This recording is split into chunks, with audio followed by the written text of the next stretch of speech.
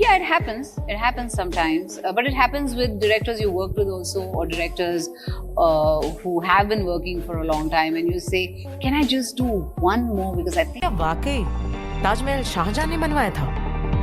दुनिया में कोई ऐसा मकबरा कभी देखा है कि जिसके ऊपर गुंबद हो, गुंबद पर कलश हो?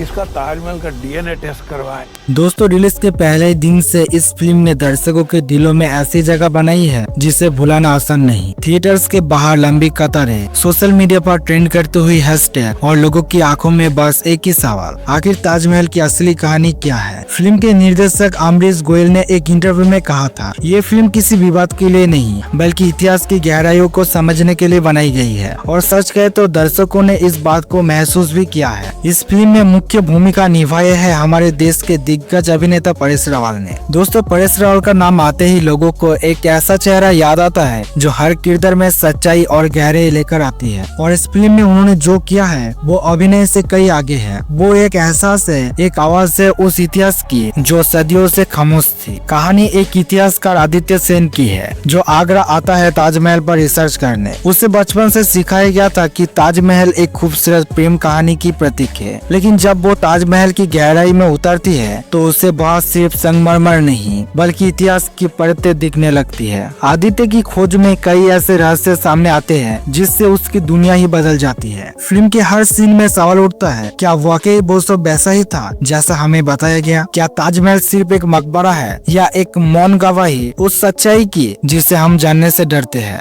परेश रावल ने अपने किरदार में जो दर्द और सच्चाई भरी है वो दर्शकों को भीतर तक झकझोर देती है। जब वो कहते हैं इतिहास को मिटाया नहीं जा सकता, बस दबाया जा सकता है, तो पूरा थिएटर तालियों और सीटियों से गूंज उठता है। फिल्म में अनुप्रिया गोयनका ने मीरा का किरदार निभाया है जो आदित्य की सोच को चुनौती देता है और उसे आगे बढ़ने की हिम्मत देती है। दोनों की केमिस्ट्री फिल्म का भावनात्मक केंद्र बनती है। अमरीश गोयल का निर्देशन वाकई काबिलियत तारीफ है। उन्होंने इतिहास और सिनेमा कला को ऐसे जोड़ा है कि दर्शक स्क्रीन से नजर नहीं हटा पाते। संगीतकार शांतनु राय का बैकग्राउंड स्कोर फिल्म को रहस्यमय और शक्तिशाली बनाता है। जब कैमरा ताजमहल की दीवारों पर घूमता है तो ऐसा लगता है मानो वो दीवारें खुद कुछ कहना चाहती हो। रिलीज से पहले कुछ लोगों ने कहा था कि ये फिल्म विवाद पैदा करेगी, लेकिन रिलीज के बाद दर्शकों ने उन तमाम आरोपों को जवाब दे दिया। लोगों ने कहा, अगर कोई फिल्म सच्चाई दिखाती है तो उसे प्रोपेगेंडा नहीं दस्तावेज कहा जाना चाहिए। तो दोस्तों, साफ है, द ताज स्टोरी सिर्फ एक मूवी नहीं बल्कि एक भावना है जो हमें बताती है कि इतिहास को जानना और समझना कितना जरूरी है। इस फिल्म ने लोगों के दिलों में सवाल भी जगाए और जवाब भी दिए। अगर आपने ये मूवी अभी तक नहीं देखी तो यकीन मानिए आप कुछ बड़ा मिस कर रहे हैं, क्योंकि ये फिल्म आपको सोचने पर मजबूर कर देगी कि जो हम देखते हैं क्या वो पूरा सच है। और यही तो सिनेमा का असली काम है, सोच जगाना, सवाल उठाना और आत्मा को झकझोर देना। तो दोस्तों,